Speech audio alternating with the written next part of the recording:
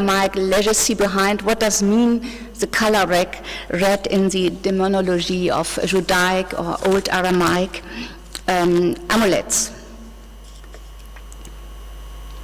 Very rarely, and this is specific now for the manuscript in the Caucasus, it's interesting that the manuscripts, the amulets, do not invoke Jesus or Mary or God. They always have an invocation to specific saints or the angel Gabriel or Azaziel. And here it is, have not found in the so far known manuscripts of the British Library in Birmingham. Here you have a presentation of Mary with braids, and Jesus seen here as a small child, because it is considered to be a small child, and written above in the caption, it is written, this is the cradle, and in it is our Lord. Listen to the Messiah in the heaven. You already recognize that all these drawings are very simple and naive, and maybe they couldn't paint Mary with Jesus on the laps, so that's why Jesus is just put aside. But it's a very rare picture and drawing which cannot be found. On the other side, there are traditional drawings, as for example here Elias and Henoch, who are always invoked in the amulets, because they are considered to be the first one to be in paradise. And they are always shown here together with the tree of the paradise. And the text together with this drawing is entitled Hymn of the Fathers of Paradise, which is useful for all pains and diseases. And the text says that their names are helpful against evil spirits and the destruction of body and soul.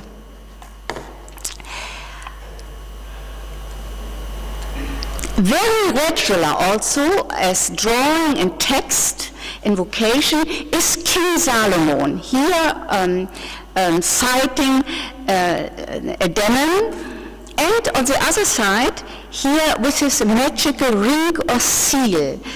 And I don't want to go into detail. The role of Solomon as magician is also in Old Aramaic and Jewish legacy. He is well known as magician, and so this points out to the crossover of ancient Aramaic heritage towards Christian Eastern Syriac amulets. And this Solomon's ring is always represented by a rosette. And the title of the text says, Names of the ring of King Solomon, which are useful before unjust kings. And engraved here are then names of God, and also in the text you have 30 names of gods, which when you pronounce them loud, they are helpful to smash all kind of illness and pains, it is said. But these names, when you read them, they did not give any sense. They are not of the Old Testament or not Judaic. So when you pronounce them loud with many sibilant sounds, according to me, they give a magical rhythm. I give you some examples of these names. Lampas, Mappas, Shaklas, Turusaf, Pespesnas, Pestemepasas. So if you pronounce them, then it really gives a magical rhythm. Maybe this is the sense of the seal of Solomon. just some other drawings which are found in these amulets from the Caucasus. The angel Gabriel, of course, is never lacking, and often you have here in the demon, here it is written in the womb of the demon, a specification which kind of demon is now pierced by the lance of the angel or a saint, and here it's written Chana Aina Bisha, so the evil eye. Bad eye. Or here I put also some other drawings, wonderful drawings. For example, here, this is a text, and it's a drawing coming with a text for help against unjust mighty person. And a mighty person is always shown with a pipe, with a long pipe, and other attributes of his position in society. And then here is a text against evil-doing animals like snakes, or here a wolf, and again a saint who is piercing a demon. Or here, last one, a text which goes, a hirma, anathema, against dangerous arms. And again, let's see here, you have again underneath a later Armenian gloss, marginalia, so written by a later possessor of this amulet. This again points to the origin of an environment, of a region where Armenian people live together with East European people, and that is Hakkari and Urmia region. Yeah, concerning the colophons, it's really good luck that some of these colophons in the amulets are preserved.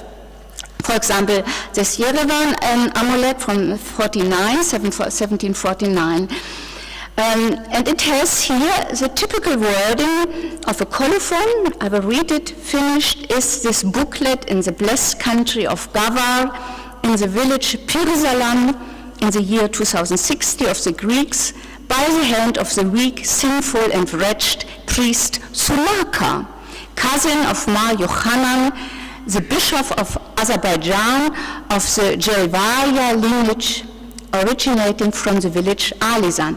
Very interesting. This Sulaka thus comes a well-known family of the bishop Mar Yochanan, who died in 1755, and he was bishop of the diocese of Gavar in the district Yellow, also in the dependent on the of the Patriarch of Kochanes.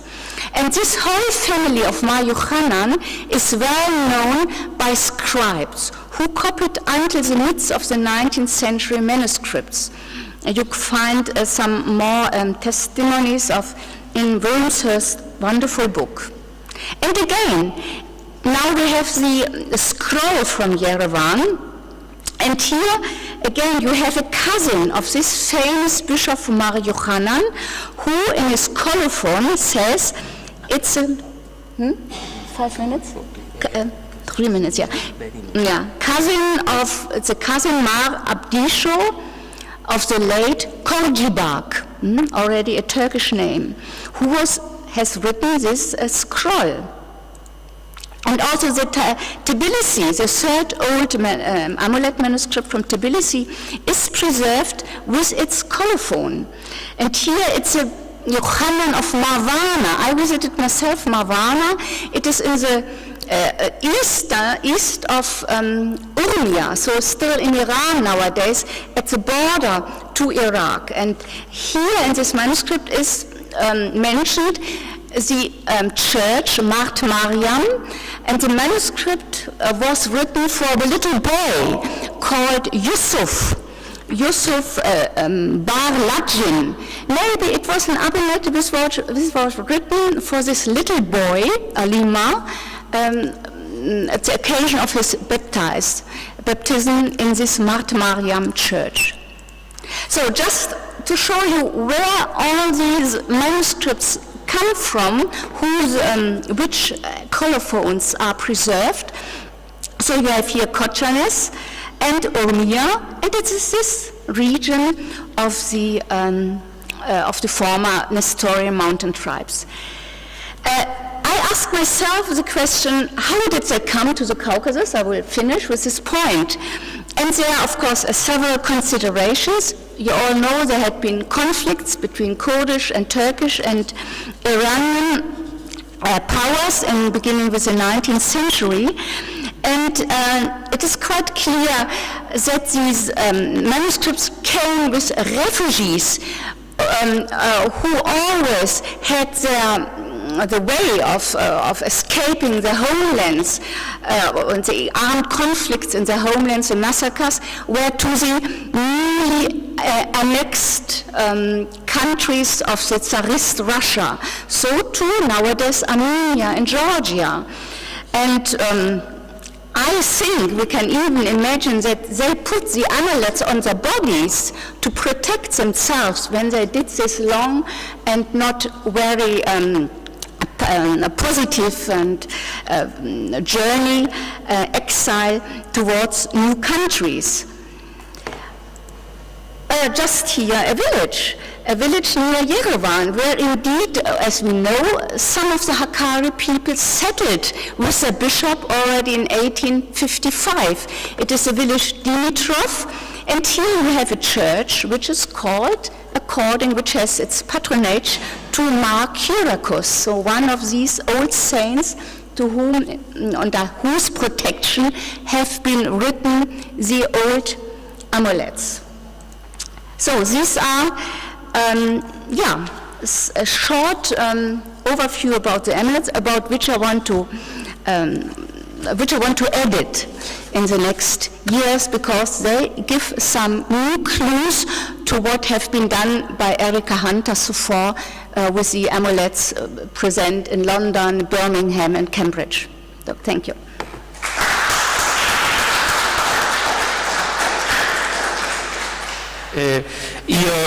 Siccome i tempi sono veramente stretti e non c'è spazio per la mia presentazione, vi chiederei prima di fare le domande di ascoltare 5 minuti. Faccio vedere 2 immagini del contributo che vi presento e vi spiego questa scheda e poi possiamo concludere.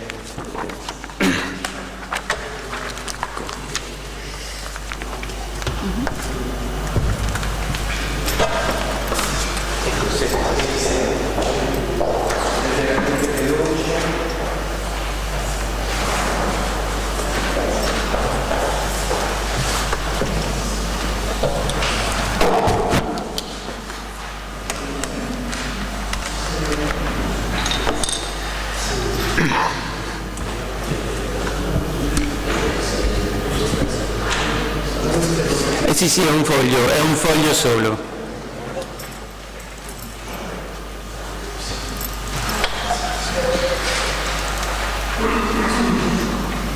Allora, questo intanto è la nota di proprietà della Peshitta Ambrosiana ed è il manoscritto di cui brevemente vi parlo. Sui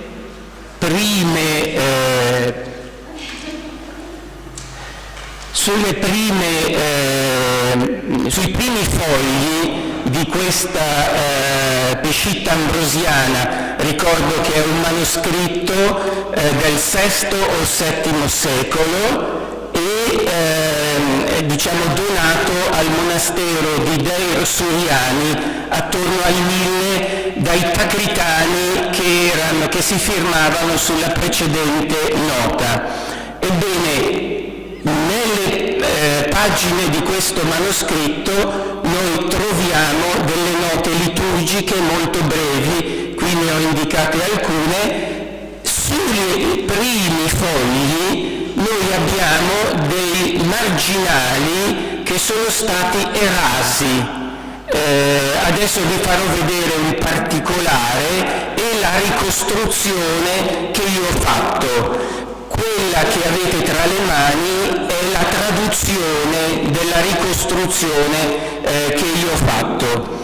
La cosa che potete vedere interessante è che si tratta di 50 letture, i numeri si possono tutti ricostruire. Ho pensato a un lezionario quasi, molto antico, forse antologico, e ho pensato che queste note in qualche modo potessero essere in rapporto anche con la tradizione della lettura della Bibbia nella sinagoga, che era una lettura continua.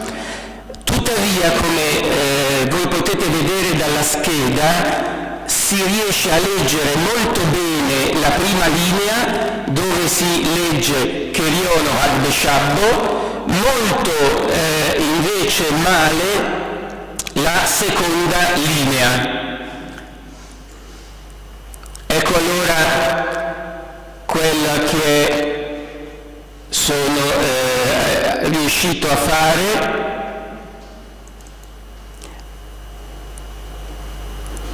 Questa è la ricostruzione che ho proposto. Scusate, uso il file. Voilà. Qui poi vedete, allora, qui abbiamo nel margine la lettura, credo che si riesca a leggere, vedere, poi ho messo questi punti a forma di rombo, ho sempre indicato Petuma e Setuma, Petucha e Setuma della tradizione ebraica. Qui ci sono i versetti biblici e la linea.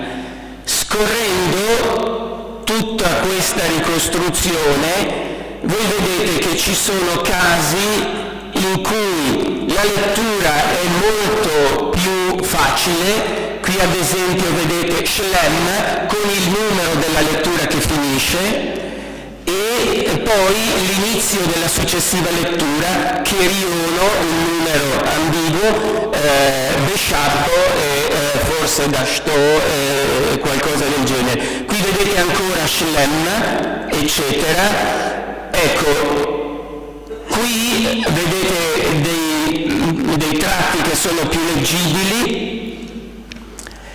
Sempre abbiamo l'inizio della lettura e la fine della lettura, quindi Keriono, il tempo liturgico, e lo Shlem, fine della lettura. Interessante notare che oltre al rapporto tra i punti del siriaco, quelli che vedete in rosso, e in questo caso Setuma, si vede che la stessa tradizione evidentemente di suddivisione del testo biblico. Alle volte abbiamo anche i titoli delle parashot che coincidono e sono presenti anche in siriaco, non sempre, ma alle volte coincidono. Ad un certo momento mi è risultato chiaro che si trattava di un periodo dopo la risurrezione, Chionto, e qua è il termine che possiamo vedere. Ecco, questa è la ricostruzione, voi vedete che io ho fatto, di tutte le note rase sui fogli 1-11 della Peshitta. Ecco, questa ad esempio, voi vedete, Men, Botar, Chionto. In questo caso la seconda linea è molto chiara, è un periodo dopo la risurrezione. Brevemente vi faccio vedere adesso il manoscritto. Questo è il foglio, no, possiamo lasciarlo così, devo ingrandire. Ecco, voi vedete, queste sono le scritte rase,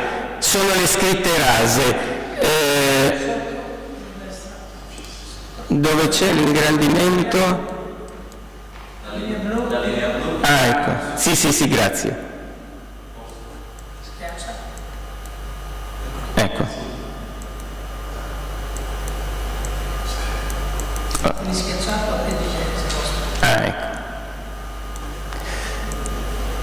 Ecco, voi vedete qua si legge Keriono, posso ingrandire ancora. Voi vedete qui Keriono e sotto la seconda linea. Qui c'è un croce che è in rapporto con il termine cui si riferisce, quindi questa croce sta in rapporto con questo. Sempre all'interno del testo vi è un segno che rinvia all'inizio della lettura, come pure se ne trova uno che indica lo shlem.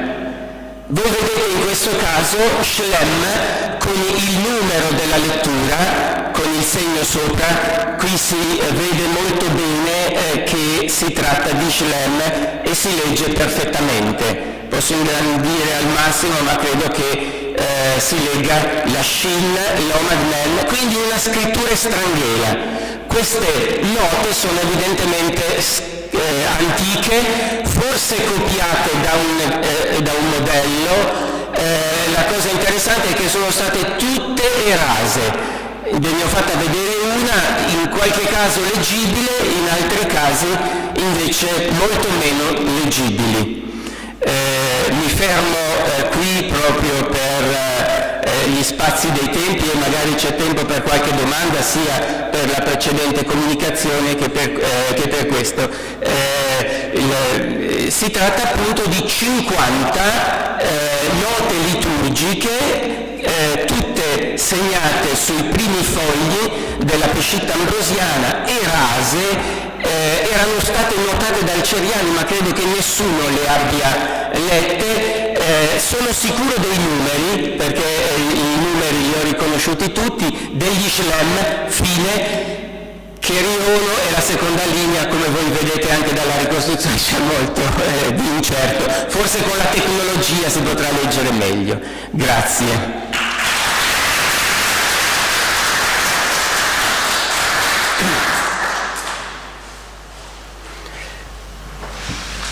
Si può tentare qualche accostamento con altre tradizioni oltre che le date? Provato a vedere se qualche lezionario o siriaco che non siriaco potrebbe essere accostato più sensatamente a quello che si riesce a vedere fino a qua. Allora, io purtroppo ho dovuto sintetizzare al massimo per non abusare della pazienza e della costanza, vedo, di un gruppo in questa sessione.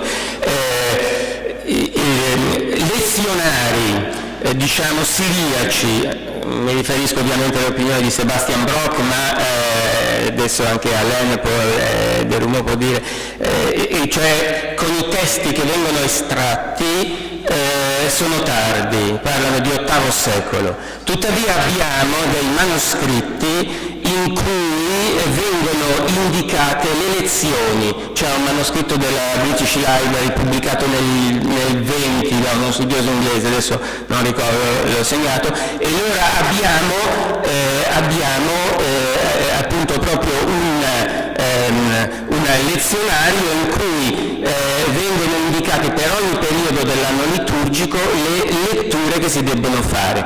Presenti nei manoscritti, Alain De Rumo ha pubblicato varie di queste cose, note di lettura sono sicuramente diciamo diffuse, quindi abbiamo un passaggio da un elenco delle letture, indicazioni delle letture sui marginali dei manoscritti e poi l'estrazione delle letture e la creazione del lezionario.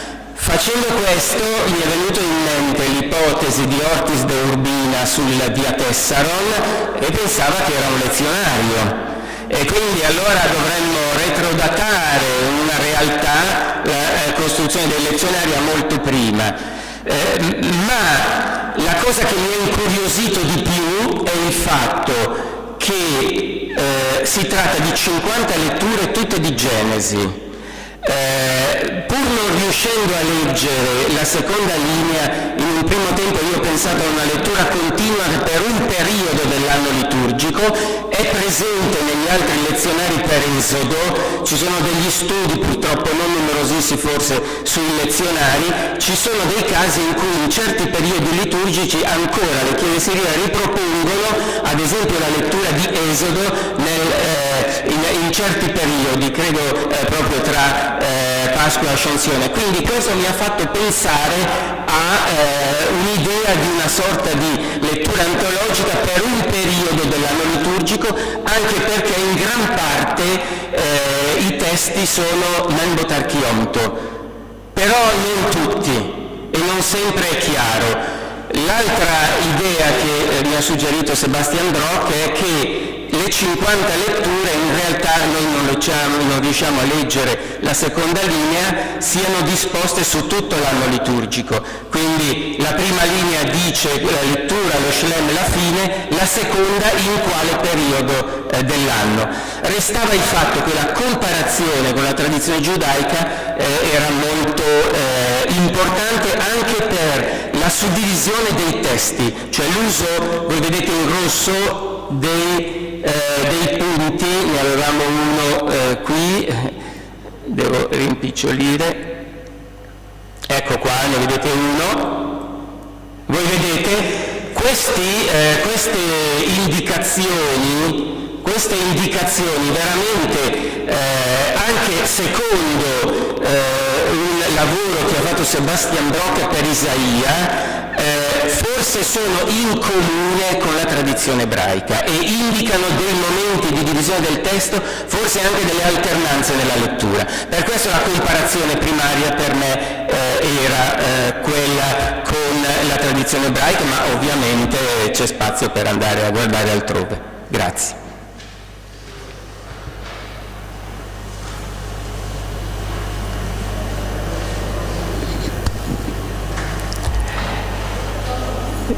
Mi trovo ecco, penso sì.